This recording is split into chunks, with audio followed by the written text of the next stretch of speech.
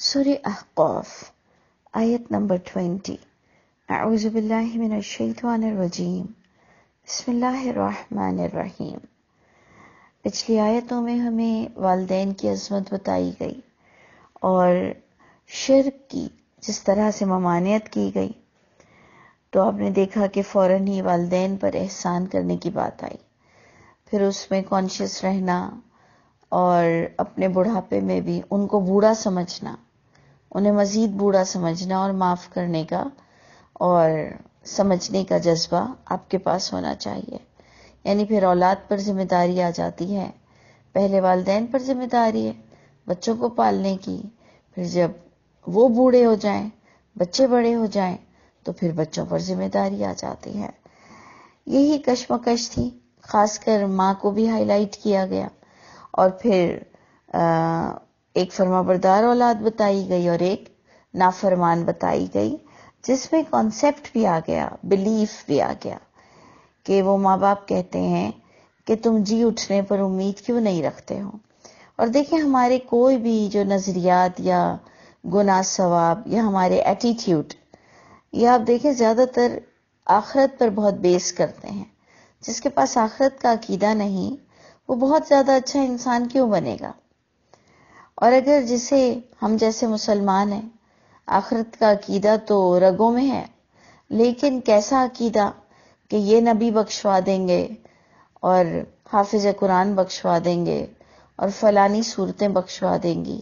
اور قربانی کے جانور بخشوا دیں گے۔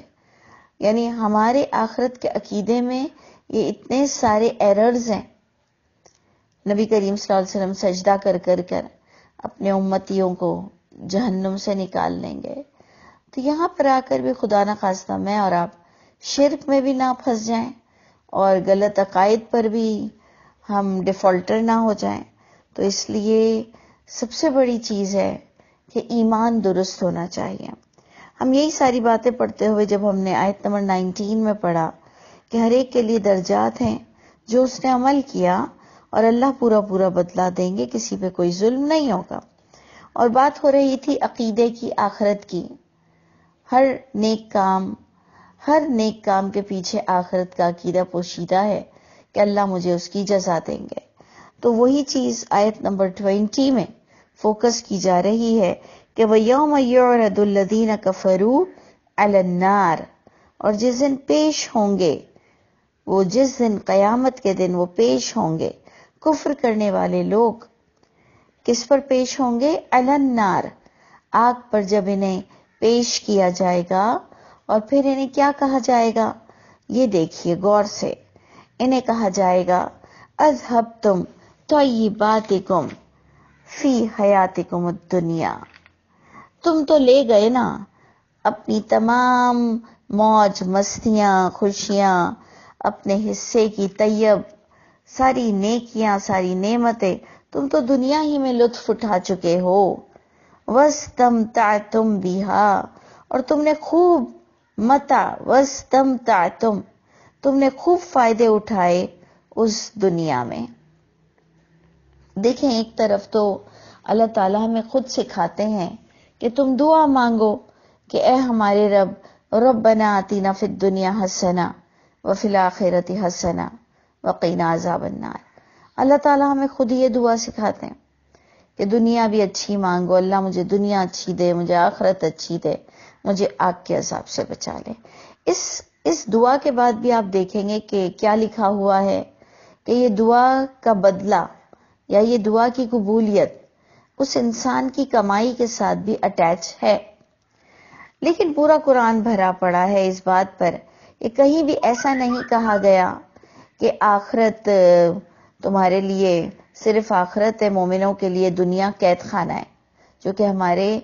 بڑے بڑے مفسرین اور علماء یہ بات کر جاتے ہیں کہ دنیا قید خانہ ہے اور آخرت مومنوں کے لیے ہے، جبکہ اللہ تو ہمیں سکھاتے ہیں کہ وَالَّذِينَ أَحْسَنُوا فِي هَٰذِهِ الدُّنْيَا حَسَنَةٌ، جو وَالَّذِينَ آمَنُوا مطلب جو لوگ ایمان پرفیکٹ لائیں گے، عمل اچھے کریں گے، فِي هَٰذِهِ الدُّنْيَا حَسَنَةٌ، جو اچھے عمل کرے گا اس کے لیے دنیا میں بھی اچھائی ہے۔ یہاں تو کچھ اور ہی کہا جا رہا ہے، یہاں ان لوگوں کے لیے کہا جا رہا ہے جو صرف دنیا چاہتے تھے، جو کانشیس نہیں تھے، جن کو آخرت کی کوئی ڈر نہیں تھی، کوئی فکر نہیں تھی. یہ ان لوگوں کی طرف اشارہ ہے کہ انہیں کہا جائے گا کہ ٹھیک ہے، تم نے دنیا چاہی تھی، جو اللہ فرماتے ہیں وَمَن يُرِدْ ثواب الدنیا نؤتیہ منہا، جو دنیا چاہتا ہے اسے ہم دنیا ہی سے دے دیتے ہیں اور پھر اس کے لیے آخرت میں کوئی حصہ نہیں ہے. تو ہمیں بیلنس بتایا گیا کہ دنیا بھی مانگو، آخرت بھی مانگو، آگ کے عذاب سے بھی ڈرو، وہ برحق ہے. مت فضول اگزامپلز دو کہ ماں نہیں جلا سکتی تو اللہ کیسے جلائیں گے. اللہ نے کلیئر کہا ہے کہ میں سب سے زیادہ انسان کو، تمام انسانوں سے زیادہ پیار تو اللہ ہی کرتے ہیں. جنت بھی اللہ نے سجائی ہے، لیکن اللہ اپنے اصول کے بھی پابند ہے، اور اللہ برے عمل کرنے والوں کو ضرور جہنم میں ڈالیں گے. اللہ ہم سب پر رحم فرمائے. ان تمام جھوٹی روایتوں کے پیچھے فائدے تو ہمارے بھی بڑے ہیں. ہم بھی اگر یہ جھوٹی روایتیں سنانے بیٹھ جائیں تو ایکچولی بخشش تو ہمیں بھی چاہیے، کیونکہ عمل تو ہمارے بھی بڑے اچھے نہیں ہیں. لیکن سچ اپنی جگہ سچ ہے، جھوٹ سے کام چلے گا نہیں، اس لیے حقیقت میں آنا بیسٹ ہے، عقل مندی ہے. تو اللہ فرماتے ہیں وہ لوگ جنہوں نے کفر کی زندگی جی انہیں آگ پر پیش کیا جائے گا، اور پھر ان سے کہا جائے گا کہ ٹھیک ہے، تم دنیا میں اپنی موج مستیاں کر چکے، تم خوب فائدہ اٹھا چکے. فَالْيَوْمَ تُجْزَوْنَ عَذَابَ الْهُونِ، پس آج کے دن تمہیں جزا دیا جائے گا عذاب الہون، ذلت والے عذاب کا. بیما کنتم، کس وجہ سے کہ تھے تم، تستکبرون فی الارض، بڑا اکڑ تھی نا تمہیں، بڑا غرور تھا. اللہ تمہیں عمل کی طرف بلاتے تھے، تم جھوٹی روایتیں اپنے نبیوں پر اور اللہ پر کرتے تھے کہ میں تو محمد صلی اللہ علیہ وسلم کا امتی ہوں، مجھے تو ضرور بخش دیا جائے گا. تکبر تھا نا تمہیں، سید ہوں، ہاشم ہوں، حج کر کر اطرار لیتے تھے کہ بس اب تو میں سدا کے لیے معاف ہو گیا. تو کدھر کدھر تم نے بڑا تکبر کیا. ایک تو نیک لوگ کچھ اپنی نیکیوں کے ساتھ یہ تکبر میں ہوتے ہیں کہ مجھے جنت خواب میں نظر آ گئی تو اب جنت میرا ٹھکانہ ہو گیا، مجھے محمد صلی اللہ علیہ وسلم خواب میں آ گئے تو بس اب وہ میرے ولی ہیں، اور جب وہ میرے ولی ہیں تو میں جہنم میں کیسے جا سکتا ہوں. یہ ساری تکبر کی کیٹیگریز ہیں کہ ہم اللہ کے عذاب سے نہیں ڈرتے. جو نبی خود اپنے لیے ڈرتے تھے، جو نبی خود کہتے تھے کہ نہ میں اپنے لیے نفع نقصان کا اختیار رکھتا ہوں، بلکہ کہتے تھے انی اخاف علیکم عذاب یوم عظیم، میں تو خود تمہارے لیے خوف کھاتا ہوں اس بڑے دن کے عذاب سے. تو اس لیے بہت ہمیں سمجھ لینا چاہیے کہ اللہ فرماتے ہیں کہ تم نے صرف دنیا چاہی، تو ہم جیسے لوگوں کو سب کو فوکس کرنا چاہیے، کیونکہ اللہ نے ہمیں اچھی دنیا دی ہے. ہمیں ڈرنا چاہیے کہ کہیں ایسا تو نہیں ہے کہ ہم نے بھی اندر دنیا ہی چاہی ہے، دل کے اندر آخرت صرف منہ پر بولی جا رہے ہیں، کوئی خاص عمل آخرت کے لیے ہے نہیں. تو اللہ تعالیٰ بھی ہماری نیکیوں کا بدلہ ہمیں دنیا ہی میں دے رہے ہیں. تو ہمیں اپنی نعمتوں کو دیکھ کر تھوڑا ڈرنا چاہیے کہ کہیں ایسا نہ ہو کہ یہ ساری نعمتیں مجھے میری نیک اعمال کی وجہ سے تو نہیں مل رہے ہیں، جو تھوڑے بہت میں نیک اعمال کر رہا ہوں، اور اللہ کسی کا احسان تو رکھتے ہیں نہیں. تو ایسا تو نہیں ہے کہ میں دنیا چاہ رہا ہوں صرف، آخرت کا عقیدہ میرے پاس کوئی ٹھوس ہے نہیں کہ کوئی مجھے نہیں بچا سکتا. سارے پروگرام اللہ کے ہاتھ میں ہوں گے، اور نیک لوگوں کو ہی اس دن ہر نعمتوں سے نوازا جائے گا. لیکن اگر ہم اسے اگنور کرتے ہیں اور پھر ہم صرف دنیا چاہتے ہیں اور پھر ہم تھوڑی بہت نیکیاں بھی کر لیتے ہیں، تو کہیں ایسا تو نہیں کہ جو کچھ مجھے ملا ہے وہ میری ان نیکیوں کا اللہ بدلہ میرے منہ پہ مار رہے ہیں اور کہہ رہے ہیں تیرے لیے آخرت میں کوئی حصہ نہیں ہے. تو دیکھیں یہ آیت بڑی مجھے تو سمجھنے کے لیے لگتی ہے کہ اللہ فرمائیں گے کچھ لوگوں کو کہ تم اپنا حصہ دنیا میں لے چکے، تم نے بڑے فائدے اٹھائے دنیا میں، آج تمہیں ذلت والا عذاب ملا ہے کہ تم ڈرتے نہیں تھے، تمہارے اندر ایک تکبر تھا، تمہیں اللہ کی آگ سے ڈر نہیں لگتا تھا، تمہیں لگتا تھا محمد صلی اللہ علیہ وسلم یا کوئی اور تمہیں اس آگ سے بچا لے گا، تمہارے اندر گناہ کر کر تکبر تھا کہ تم کو اللہ نے دنیا اچھی دی ہے، آخرت بھی اچھی ہی ملے گی، کیونکہ جن پر برے دن نہیں آتے نا، وہ سمجھتے ہیں ایسے ہی ساری زندگی چلنی ہے، اور مرنے کے بعد بھی اگر اٹھایا گیا تو میرے لیے اچھا ہی اچھا ہے، یہ تکبر ہے۔ دیکھیں انبیاء کرام بھی بہت ڈرنے والے لوگ تھے، تو اس لیے آپ دیکھیں کلیئر آ رہا ہے کہ تمہارے تکبر کی وجہ سے ناحق تم زمین میں فی الارض بغیر الحق، ناحق تمہارا تکبر تھا زمین میں، وَبِمَا كُنْتُمْ تَفْسُقُونَ، اور تم نافرمانی کرتے ہوئے ڈرتے نہیں تھے، کیا دیکھ رہے ہو، کیا بول رہے ہو، اور ہمارے ہاں تو ماں بہن کی گالیاں ہی ایسی دی جاتی ہیں کہ ہمیں حیا تک نہیں کہ اگر کوئی ہمیں اس کا ترجمہ لکھنے دے دے کہ جو تم نے ماں بہن کی گالیاں بکی ہیں، ہنستے ہوئے بھی بکتے ہیں، غصے میں بھی بکتے ہیں۔ ہم کیا کچھ ایڈورٹائزز اور کمرشلز دیکھ رہے ہیں ٹاک شو کے ساتھ، نیوزز کے ساتھ، یعنی کون سی چیز میں بے حیائی نہیں ہے، کون سی چیز میں جھوٹ نہیں ہے، لیکن ہم نہ اپنے آپ کو سدھار رہے ہیں، نہ ہم حق منہ سے بول رہے ہیں، اور ہم کہہ رہے ہیں کہ اب کیسے اصلاح ہوگی، اب تو بہت ہو چکا۔ تو یہ سارا تکبر ہے کہ ہم نہ بول رہے ہیں حق، نہ خود اپنے آپ کو نیک بنا رہے ہیں۔ تو اللہ فرماتے ہیں تمہارے کفر کی وجہ سے اللہ فرمائیں گے کہ ٹھیک ہے تم اپنا حصہ لے گئے جو تمہیں میں نے اچھی دنیا دے دی۔ اور اسی کے ساتھ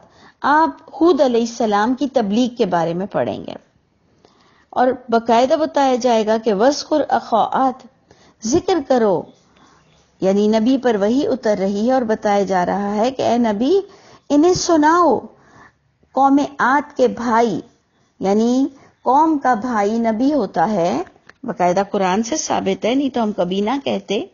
کہ نبی بھائی ہوتا ہے۔ اللہ فرماتے ہیں ہر قوم کا نبی بھائی ان کا ہوتا ہے، کنسیڈر کیا جاتا ہے۔ تو اے نبی انہیں سناؤ قصہ قوم عاد کا کہ جو ہود علیہ السلام ان کے بھائی آئے، اس انذر قومہ، جب انذار کیا، اویئرنیس دی اس نبی نے بھی اپنی قوم کو، بالاحقاف، احقاف جو کہ سورہ احقاف آپ پڑھ رہے ہیں، احقاف کا معنی ہے،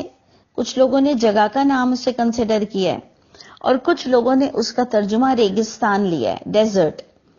یہ ڈیزرٹ میں بھی آئے، یہ ریگستان میں بھی آئے، یا یہ احقاف کی کوئی جگہ پر آئے، اور آ کے انہوں نے کیا کیا، انذار کیا، اویئرنیس دی، یعنی لوگوں کو جگایا، لوگوں کو ڈرایا، جو کہ آپ آیت نمبر 3 میں بھی یہ پڑھ چکے ہیں کہ والذین کفروا عما انذروا معرضون، لوگوں کا، کفر کرنے والوں کا، ہم سب کی طرف اشارہ ہے کہ کوئی خاص مخصوص قوم کی طرف اشارہ نہیں، ہم سب کو یہ بتایا جا رہا ہے کہ لوگوں کو اللہ کی کتاب سے ڈرایا جاتا ہے اور وہ اللہ ہی کی کتاب کو سمجھنے سے اعراض کرتے ہیں۔ تو وہی چیز اب یہاں بتائی جا رہی ہے کہ ہود علیہ السلام آئے اپنی قوم پر، انہوں نے اپنی قوم کو اللہ کے عذاب سے اور اللہ کی توحید پر بلایا۔ وقت خلت النذر، اور اللہ فرماتے ہیں یہ سلسلے تو چلتے ہی رہے تھے کہ یقیناً گزر چکے ڈرانے والے، من بین یدیہ ومن خلفہ، پہلے سے بھی گزرے، بعد میں بھی ان کے آئے، اور ہمیں قرآن بتاتا ہے کہ محمد صلی اللہ علیہ وسلم آخری نبی اور رسول کی شکل میں آئے، نہیں تو ہود علیہ السلام سے پہلے بھی لوگ آئے، نبی آئے، اور بعد میں بھی نبی آئے، اور انہوں نے کیا تبلیغ کی، اللہ تعبدوا الا اللہ، کہ یہ کہ مت تم بندے بنو، مت تم عبادت کرو مگر صرف اور صرف اللہ ہی کی عبادت کرو، اللہ ہی کو پکارو، انی اخاف علیکم عذاب یوم عظیم۔ ابھی میں نے آپ کو یہی سٹیٹمنٹ، یہی آیت محمد صلی اللہ علیہ وسلم کے لیے بھی کہا کہ وہ تک بھی یہ کہہ کے جا چکے ہیں کہ بے شک میں خوف کھاتا ہوں امتی کے بارے میں، ان کی امت کے بارے میں، انہیں خود کو بھی خوف تھا بڑے دن کے عذاب سے۔ جو نبی اگر بخشوا سکتا ہو، جو نبی اگر پانی پلا سکتا ہو، جو نبی سجدے کر کر امت کو جہنم سے نکال سکتا ہو، اسے ڈرنے کی کیا ضرورت ہے اپنے امتیوں کے بارے میں؟ ادھر کوئی ایسا سین، کوئی ایسی چیز نہیں بتائی جا رہی، بلکہ عمل کے بغیر اللہ کا فضل مل ہی نہیں سکتا۔ تو یعنی آپ دیکھیں کہ یہاں پھر کلیئر کر دیا گیا کہ ہود علیہ السلام نے بھی کلیئر اپنے امتوں کو کہہ دیا کہ میں خوف کھاتا ہوں تمہارے لیے اس بڑے دن کے عذاب سے، کہ صرف دنیا نہ چاہو، آخرت بھی چاہ لو، اور آخرت چاہنے کے لیے آپ کو اللہ کی کتاب خود پڑھنی پڑے گی، اور یہ خیال رکھنا پڑے گا کہ کوئی بھی آپ کو دھوکہ نہ دے دے عربی کے نام پر، یعنی عربی ایسی سنائے کہ آپ کو پتہ ہی نہ چلے کہ یہ روایتیں سنا رہا ہے، حدیثیں سنا رہا ہے جھوٹی، یا اللہ کی کتاب بتا رہا ہے۔ اتنی عربک آپ کو بیسک آنی چاہیے۔ تو اللہ فرماتے ہیں کہ نبی نے کلیئر اپنے لوگوں کو کہا کہ مجھے اس بڑے دن کے عذاب سے تمہارے بارے میں خوف ہے، لیکن لوگوں نے ان کو وہی غلط سمجھا۔ کیونکہ وہ ان کے باپ داداؤں کے خلاف جا رہے تھے۔ سوچ لیجئے کہ وہ تواتر اور اجماع کا کوئی ساتھ نہیں دے رہے تھے، اور نبی کو لوگوں نے کہا اجئتنا، اے نبی کیا آپ اس لیے ہمارے پاس آئے ہیں، لتأفکنا، تاکہ آپ ہمیں پھیر دیں، ان آلہتنا، ہماری ان اتھارٹیز کو جن کو ہم اتھارٹی جانتے ہیں۔ الہ کا مطلب ضروری نہیں بت پرستی، الہ اس کو کہتے ہیں جن کو آپ سمجھتے ہیں کہ یہ اتھارٹی رکھتے ہیں، اس کو الہ کہتے ہیں۔ کیا ہم نے اپنے نبی کو یہ نہیں بولا، سمجھا؟ ایمانداری سے بتائیے گا، کیا ہمارے دلوں میں یہ بات نہیں آتی کہ ہمارے امام، ہمارے پیر، ہمارے غوث، ہمارے نبی ہمیں بخشوا دیں گے؟ ہمارے حافظ قرآن، ہمارے قربانی کے جانور، ہماری سورہ ملک، ہماری سورہ رحمان ہمیں بخشوا دے گی؟ ہمارے چھوٹی عمر میں مرے ہوئے بچے، اس ساری ہم کو پتہ نہیں کون سی داستانیں سنا دی گئیں۔ اور دیکھ لیجئے کہ نبی نے جب ان سے کہا کہ دیکھو توحید پر جینا سیکھو، شرک کی حالت کی موت اور شرک کی زندگی تمہیں لے ڈوبے گی، تو انہیں یہ بات اتنی بری لگی، کیونکہ ان کے بھی تواتر اور اجماع سے انہوں نے یہی سیکھا تھا کہ جی کوئی بھی بخشوا دے گا۔ تو انہوں نے کہا کہ آپ ہمیں اپنے ان معبودوں سے ہٹانا چاہتے ہیں اے نبی؟ ہود علیہ السلام کو کہا فاتینا۔ وہ اتنے اگریسو ہو گئے کیونکہ ہر انسان کا کسی بھی روحانی شخصیت سے ایک بہت ہی مضبوط بانڈنگ ہوتی ہے، اور وہ اسپرچولی اس سے اتنا اٹیچ ہوتا ہے کہ وہ کہتا ہے کہ میرے بزرگ نے مجھے جو اتنی سب پچھلی باتیں بتائی ہیں وہ کیا جھوٹ ہو سکتی ہیں؟ تو انہوں نے باقاعدہ نبی کو چیلنج کیا قوم نے، اور کہا فاتینا، لے آئیے، بیما تعیدنا، جو آپ ہم سے اس عذاب کا ذکر کر رہے ہیں نا وہ ابھی لے آئیے، ان کنت من الصادقین، اگر آپ سچ ہی کہہ رہے ہیں تو ٹھیک ہے آپ لے آئیے عذاب۔ یعنی آپ نے دیکھا کہ انسان کی ضد اس کو کتنا بڑا شیطان بنا دیتی ہے۔ شیطان نے اللہ کو دیکھا، یعنی اللہ کے اتنے معجزات، اتنی بڑی بڑی چیزیں دیکھی، آدم کو کس طرح اللہ نے پیدا کیا، یہ سب اس کے سامنے تھا، لیکن ضد انا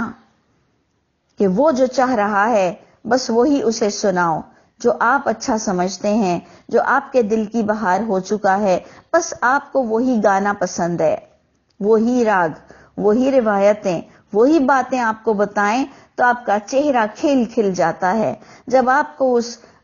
واحد خدا کے بارے میں بتایا جائے کہ اس واحد خدا کے آگے کسی کی اتھارٹی نہیں چل سکتی، ویسے ہم بڑے توحید کے پرچار کرنے والے بنتے ہیں، لیکن جب ہمیں کوئی بتاتا ہے کہ اللہ کے آگے کوئی نبی بھی ہمارے لیے نہیں بول سکے گا اگر ہمارے عمل اچھے نہیں، یہ بات ہمیں بڑی گراں گزرتی ہے۔ لیکن حقیقت کو سمجھنا عقل مندی ہے۔ تو انہوں نے کہا ٹھیک ہے آپ لے آئیے عذاب، آپ ہم کو کیا ہمارے ان معبودوں سے ہٹانا چاہتے ہیں جن کے پاس اتنی اتھارٹی اللہ ہی نے دی ہے، کیونکہ ہم ویسے بھی سارا نام اللہ ہی پر لگاتے ہیں۔ انہوں نے کہا یہ اللہ ہی نے ان کو اتھارٹی دی ہوئی ہے۔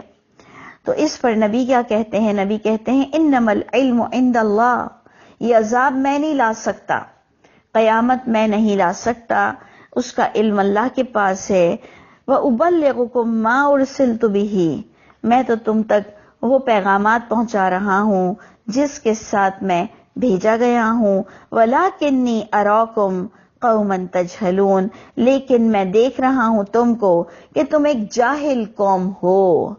اور جاہل قوم میں سمجھتی ہوں، میرا اپنا نظریہ ہے، جاہل ان کو کہا جاتا ہے جو ہماری طرح قرآن تو نماز میں پڑھتے ہیں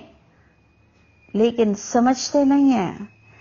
جس قرآن کے ساتھ وہ آیت تلاوت کر کر رکوع اور سجود کر کے دکھاتے ہیں کہ اللہ میں مان گیا، میں سرنڈر ہو گیا، اللہ میں نے آیتیں پڑھی، میں نے رکوع کیا، میں نے سجدہ کیا، میں مان لیا، میں نے اس آیت کو مان لیا۔ کیا مانا؟ کیا سمجھ آئی تجھے؟ کس طرح مانا؟ نماز کے بعد تو وہی کرتا ہے جو تجھے اچھا لگتا ہے، جو کتاب تمہارے دل کی بات کہتی ہے۔ تم تو غیر اللہ کی کتابوں کے پیچھے اپنے اس قرآن کو کہاں پسے پش ڈال چکے ہو۔ سوچئے اس سے بڑی کیا جہالت ہوگی کہ ہم نماز میں تو وہی پڑھتے ہیں جس بارے میں ہم اختلافات لے کر بیٹھے۔ کیسی عجیب بات ہے کہ نماز کے بعد